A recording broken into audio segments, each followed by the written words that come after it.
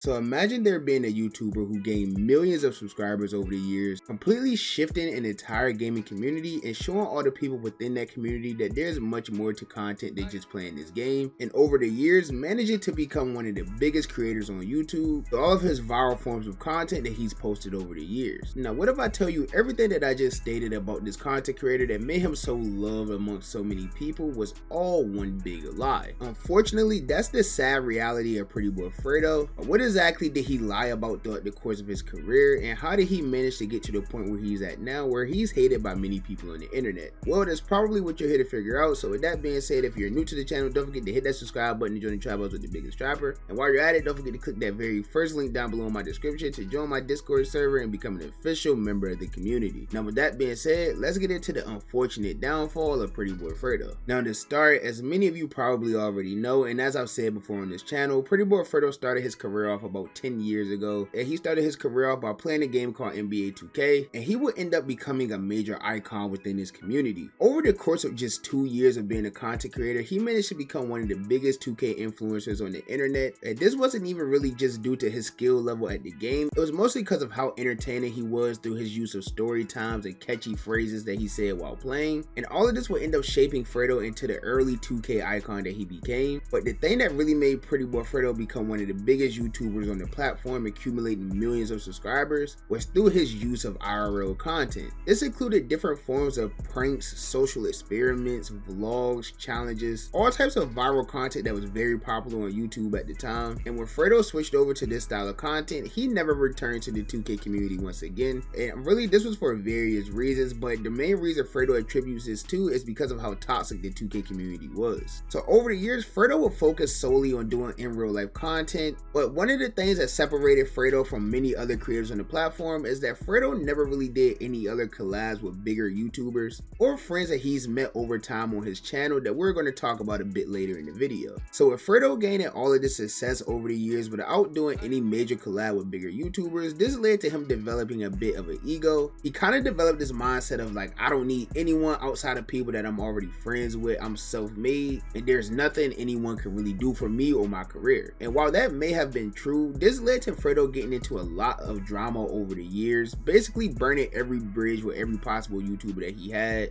And this really all started with his everlasting beef with DDG that I'm not going to go too deep into in this video, but I do have another video breaking down his entire beefs that he's had over his YouTube career. But once Fredo had this beef with DDG, it would definitely be the start of the downfall of his career, and that will only continue in later years where he started beefing with the popular YouTube group AMP. And this is where a lot of exposing would start to come out about Pretty Boy Fredo. But it began being revealed that Fredo started faking a lot of these videos, even dating all the way back to his 1v1 trash talking videos. It was revealed that most of these quote unquote trash talkers that Pretty Boy Fredo were playing against were really just his PlayStation friends at the time who he told to make different accounts or get on different accounts, things like that, and just say some funny mean things about him to make it seem like they were this quote unquote trash talker. And this would lead to him challenging them to a 1v1 in which he would end up winning. And this was a very popular style of content back when Fredo was playing 2K, and as he grew more and more, he will only continue to start faking his videos. Now the first big video that Fredo ever had in his career that went crazy viral all over the internet was the angry girlfriend throws PS4 in pool prank gone wrong.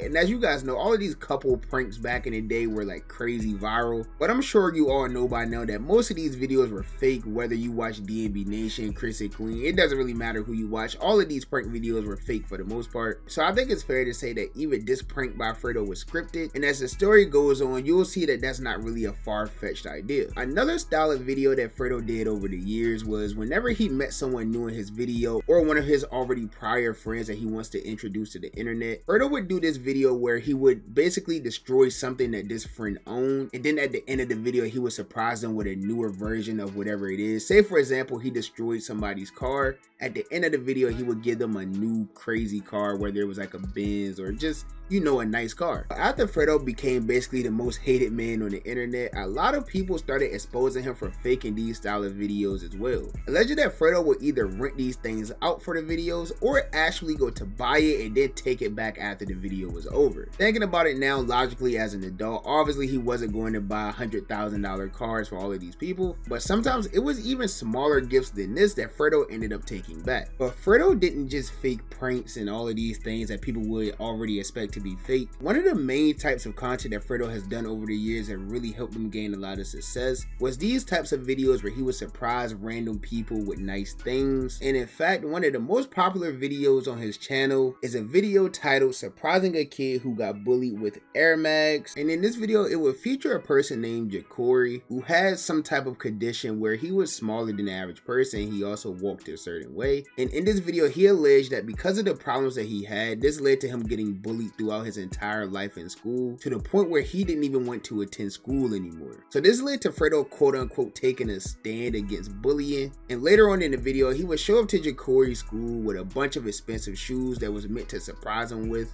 But I guess because he was technically like trespassing on school grounds or whatever, he ended up getting arrested. So we never saw him give these shoes to anybody at all. And after this, it was near the end of the video, and it was just a cut to the scene where he showed up to Jacory's house with a pair of Nike Air Mags. And if any of you are in tune with the shoe culture world at all, you know that these Nike Air Mags are one of the most renowned shoes in the entire sneaker world. The Nike Air Mag is an extremely rare shoe, and it can range anywhere from $20,000 all the way up to $50,000, maybe more depending on the condition of the shoe. And in the video, Fredo would allegedly give this kid this pair of shoes, and I guess that was supposed to prevent him from getting bullied. And this led to the kid like breaking down, crying and things like that. And it actually was a very nice, well put together video, which is why this video ended up going viral all over the internet and accumulated over 3.5 million views. But unfortunately, for all the people who believed this was real, it ended up being extremely fake. In fact, the video was so fake that the kid wasn't even getting bullied in school at all. And not only was this kid not getting bullied in school, he also didn't even receive the shoes that Fredo was allegedly giving to him in this video. So those Air Mags in the videos, did you actually get the Air Mags? No. Did you actually get anything in that video? Well, like the shoes he threw out, like some of my friends gave it. I got like 2 pair back then. Cause he showed my address in the video. Like if you watch the video when you came to the Air Max, he showed my address, and it's like I stay in the hood. Like, so when he texted me the next day, he was like, you need me to bring the shoes back. So I was like kind of on the same thing, cause like, I didn't really feel safe with them shoes in my house. He had my address wide and open. And then I never told that dude I got bullied. I never told him that. So he just used that as like a plot. Yeah, he just took it and ran with it. I didn't even sit down. I was like, bro, I never ran like, dude. And the fake shoe videos wouldn't end there for Fredo at all. In fact, they would only get much worse. And to continue on with Fredo's fake philanthropy journey with giving away shoes, he did an Instagram live one day where he met a kid with a very sad story, sharing that his mom had tragically passed away and things like that. And Fredo was apparently very touched by this story, and he ended up doing a video where he went to this fan's house and ended up surprising him with a lot of expensive clothes and shoes and things like that. Once again, another very well put together video. There's been no word on whether that actual video was like fake or not to my knowledge. It wouldn't shock me if it was, but I'm not gonna call it fake if I have no proof. But anyways, in this video, while giving this kid all of this stuff, he also had a brother as well who didn't receive anything in this video. So Fredo took it upon himself to come up with another way to incorporate his brother into his content. And 4 years ago on October 31st, 2020, Fredo will upload a video titled 1v1 against Fan for Jordan Dior 1s. And once again, for all the people who really isn't that deep into sneaker culture, the Jordan Dior 1 is another very rare sneaker. I think only about 8,000 pairs of the shoes was made, which in retrospect isn't really that many. And the shoe is currently valued anywhere from $6,000 all the way up to $30,000. So in this video that Fredo posted 4 years ago, he will play a 1v1 basketball game against the brother of the kid with the sad story from his Instagram live, who he previously surprised in another video. And the kid will ultimately end up beating him in the 1v1, which led to an extremely emotional moment at the end of the video while he was giving him all of these clothes.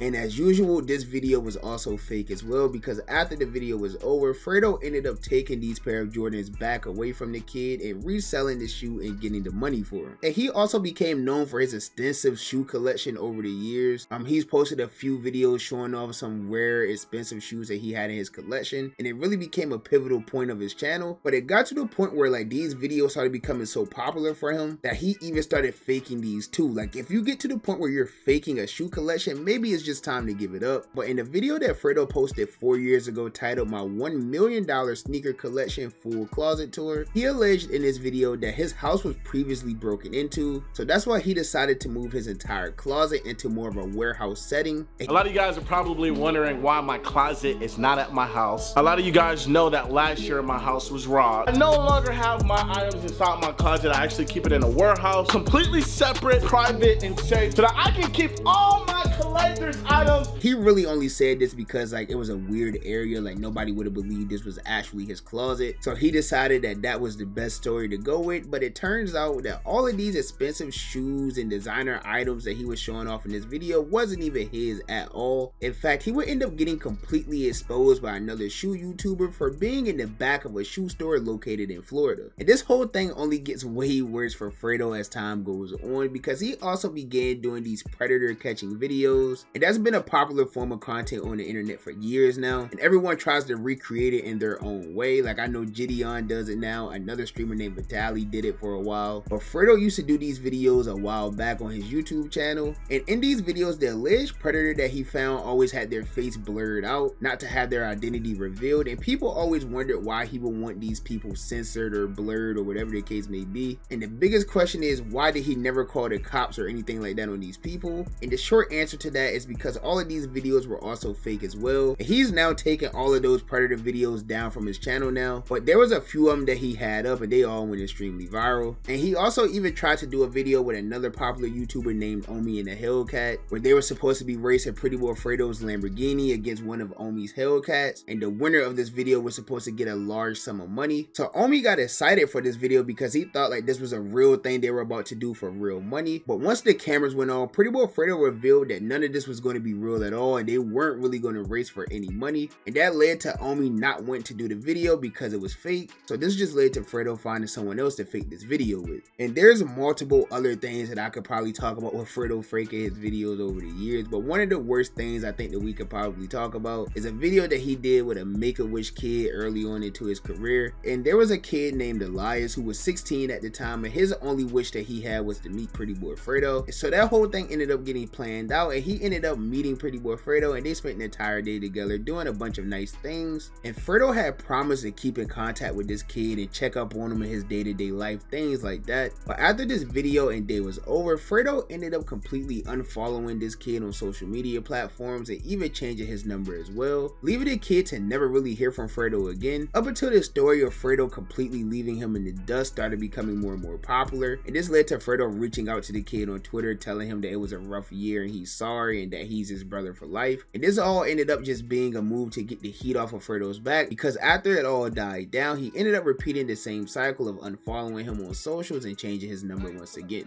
My wish was to meet him, keep it like an idol, because that's what he was to me. And you know, I ended up catching a stroke. He didn't keep in contact with me. He ended up unfollowing me. And then, you know, my story got put out by Cyclodia, and then Fredo ended up contacting me again after he got exposed and gave me his number. And then I know he changed his number and unfollowed me all over again. And that's not even to mention all of the weird things that Pretty Boy Fredo has done to his friends over the years as well. Like I said earlier in the video, he's done these videos with his friends where he goes and destroys their property, and then he supposedly gives them a nicer version of what he destroyed. In most cases, all of this was fake. He normally just goes and breaks their stuff and then just gives them money to go out and get something of the same value. Or he'll get them to do something humiliating within the video and then promise to pay them for their humiliation. And then in most cases, he ends up not paying them at all for his humiliation rituals. So yeah, all of those videos were fake, and people kept agreeing to do these fake videos with Fredo because all he promised them in exchange was that their channels were going to blow up and he was going to gain them a lot of subscribers. In which case he actually did. Like most people that he recorded videos with back then all ended up having very good YouTube success. I know Malik, one of the first person he started doing videos with, that gained over 1 million subscribers. And there was also other members such as Swift Keys, who gained over 400,000 subscribers, Showtime Bari, who gained over 350,000 subscribers, and Cameron, who gained over 218,000 subscribers as well. All of his friends did gain massive YouTube success, which Fredo had promised them, but there was also a catch to this as well. Once Fredo started seeing how much money and things that these creators were making, he always told the public eye that he wasn't taking any percentages and he was only doing this out of the kindness of his heart. But behind closed doors, Fredo felt like that he deserved a cut of this money for putting all of them on, but he didn't want to do it in a way that it would take from their personal channels. Fredo started his own popular group, if you will, very early on into his YouTube career that went by SSH, and that's something that he's carried with him all throughout his career. So he ended up coming up with the idea to start a group channel named SSH, featuring all of these popular YouTubers that have been featured in his videos. But the catch was, Fredo was going to be taking a large majority of the revenue generated by this channel, while everyone else would get low percentages, because he felt like he was the face of all of this and because he wasn't taking any money from their other channels. And virtually none of his friends agreed to this decision, and this is what led to the complete falling out of SSH, even with Malik, one of his longest running friends in his YouTube career. And even with all of that being said, it's just still crazy to me to even think that over 10 years of YouTube success with over 7 million subscribers gained was all just based on a lie. Pretty Boy Fredo built an entire YouTube empire based on fake content and scandals that eventually all ended up catching up with him at one time. I didn't even mention all of the things that he did in this video because it would probably be over an hour long, but I think it's pretty fair to say that Pretty Boy Fredo really didn't deserve most of this success at all. But that's just my personal opinion, and you guys are the only opinion that I really care about is you guys' opinion. So with that being said, let me know what you think about this entire situation down below. Are you guys still fans of Pretty Boy Fredo? Do you still watch any of his content? And if you stopped watching him over the years, what exactly made you stop? Let me know down below in the comments, and while you're at it, if you're new to the channel, don't forget to subscribe to get me to 15,000 subscribers. And also, if you enjoyed this video, be sure to give me a thumbs up. If you didn't enjoy this video, be sure to give me a thumbs down. Any feedback is good feedback to me, and as always, I appreciate all of the love and support. Now I'll catch you boys and girls in the next banger, man. Bye. Have a beautiful time.